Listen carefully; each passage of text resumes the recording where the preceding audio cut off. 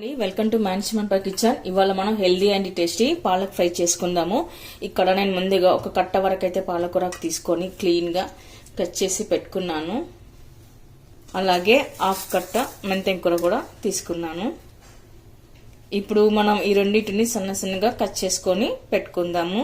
ఇలా కట్ చేసి పెట్టుకున్న పాలకూర మెంతెం కూరకి మనం ఆనియన్ కట్ చేసుకున్న అవసరం లేదండి, డైరెక్ట్ అలాగనే తాలింపు వేసేయచ్చు. ఇప్పుడు మనం కడాయి పెట్టుకొని అందులోకి కర్రీకి సరిపడంత ఆయిల్ వేసుకోవాలి.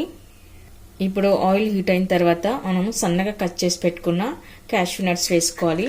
జీడిపప్పు వేసుకుందాము. ఆ తర్వాత మినపగుళ్ళు, ఆ తర్వాత జీరా, ఈ మూడే చాలండి. మూడు వేసుకొని కలుపుకొని పెట్టుకుందాము. మనకి ఇక్కడ జీడిపప్పు మినపగుళ్ళు కాస్త కలర్ మారాలి. ఇప్పుడు మనము సన్నగా కట్ చేసి పెట్టుకున్న మెంతెం కూరకు వేసుకుందాము. ఇలా మెంతెం కూర వేసి కలుపుకున్న తర్వాత కట్ చేసి పెట్టుకున్న పాలకూరను కూడా వేసుకుందాము. ఇలా మొత్తం వేసి పెట్టుకున్న తర్వాత కాసేపు వదిలేయాలండి. ఇప్పుడు ఆకుకూరలోని వాటర్ కింద దిగిన తర్వాత కలుపుకొని పెట్టుకోవాలి.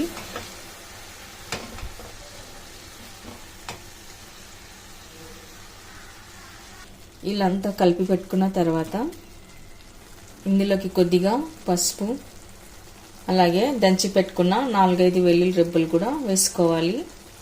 కొద్దిగా సాల్ట్, ఆకుకూరకి సాల్ట్ తక్కువే పడుతుందండి, చూసి వేసుకోవాలి. కారం, కొద్దిగా ధనియా పౌడర్, ఇవన్నీ వేసాక ఒకసారి కలుపుకొని పెట్టుకోవాలి.